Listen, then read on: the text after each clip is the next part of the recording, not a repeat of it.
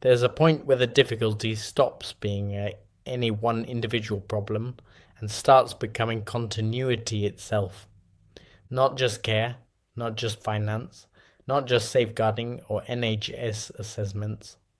The real difficulty becomes the sheer number of moving administrative parts operating simultaneously, all generating their own timelines, reference numbers, phone calls, complaint routes, assessments, responses, and email chains. By March 2026, that was becoming the situation. Before I continue, a brief introduction. What you're watching here is not live or recorded footage. This is a digital stand-in for Jacko, generated to look and sound like him, and used to speak from his perspective. This channel covers subjects Jacko finds worth thinking about: philosophy, psychology, disability, systems, finance, and how people actually live inside them. The reason this channel exists in this form is practical rather than conceptual. Jacko lives with a physical disability that makes recording unpredictable. Some days filming or speaking is straightforward, other days it's exhausting, impractical, or simply not possible, including periods of illness or hospital stays. Using a digital version of himself allows these ideas to be shared consistently rather than remaining private or unfinished.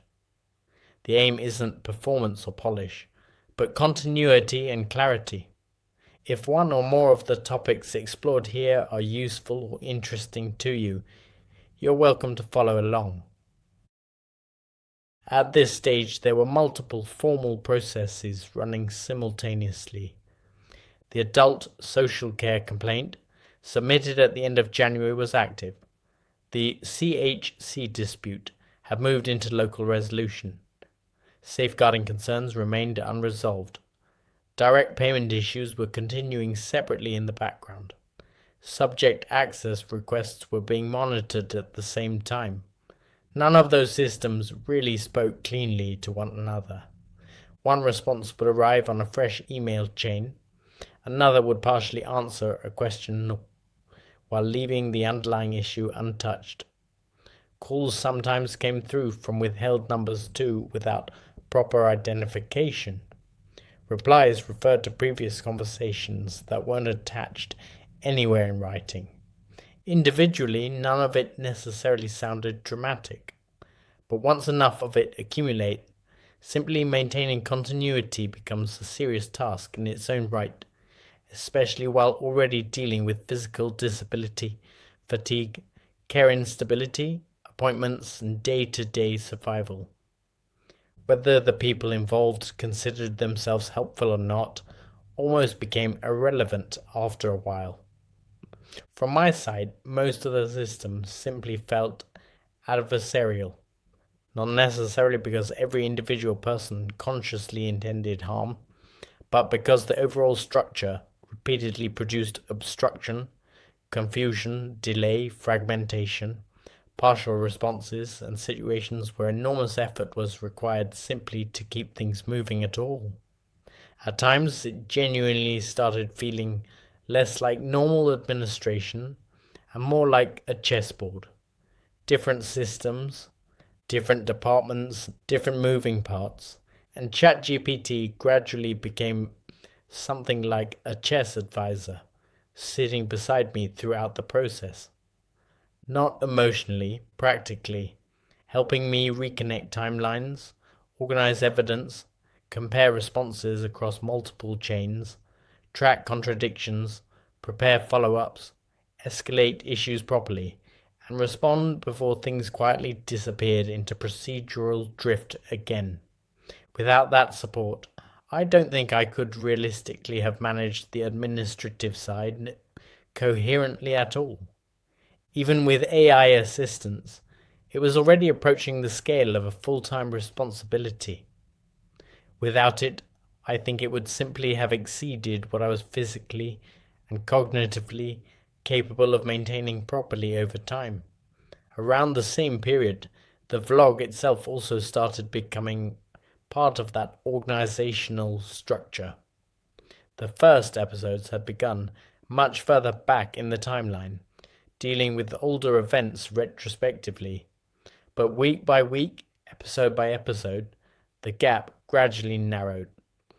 By the time I started working on this episode itself, covering events from March 2026, real time was only a couple of months away. That process turned out to matter psychologically more than I expected. Not because making videos solved the underlying problems. It didn't.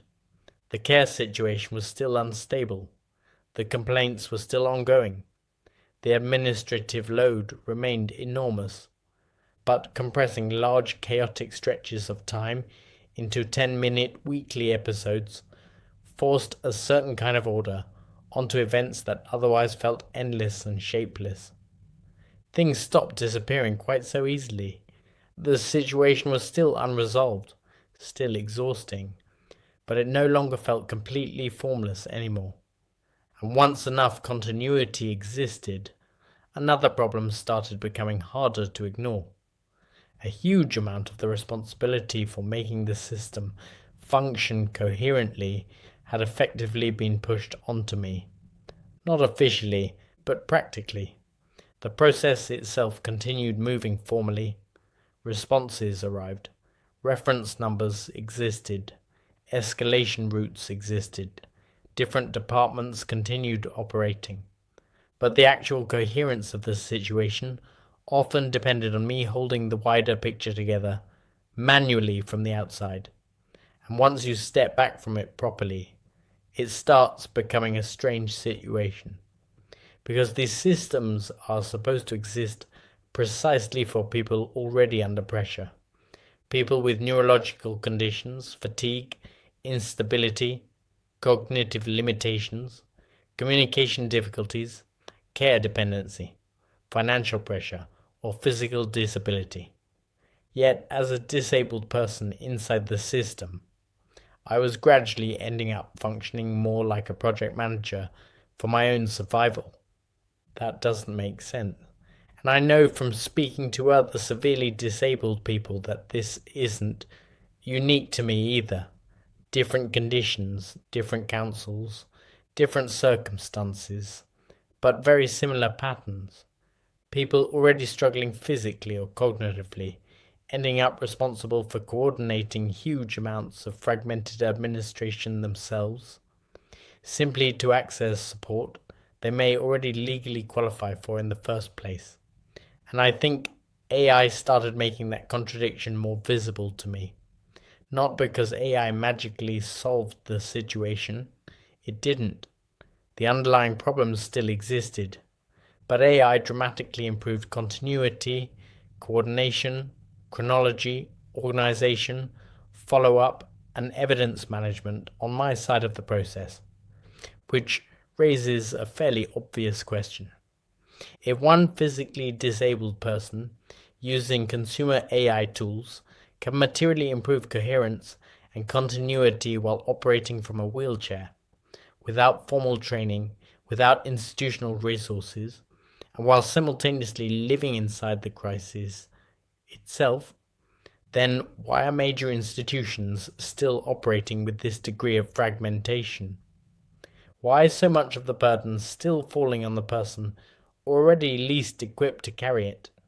Because by this point, the issue no longer felt like isolated mistakes. The issue was the absence of coherent coordination across the structure as a whole. And that matters because these systems are not abstract. They directly affect whether people eat properly, or wash properly, remain safe, maintain dignity, stay mentally stable, or slowly deteriorate while fragmented systems continue moving around them without properly aligning. This isn't theoretical administration. These are real lives underneath the paperwork. By the time I was approaching the present day in the vlog itself, I think that was becoming one of the clearest conclusions emerging from all of it. Not that every individual person involved was malicious, and not that AI somehow replaces human judgment.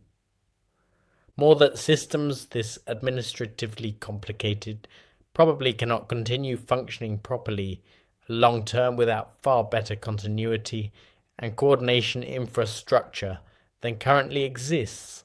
And right now, far too much of that burden is still being carried by the people already struggling most heavily underneath it. That's all for this one. If this kind of thinking is useful to you, you can follow along. Thanks for listening.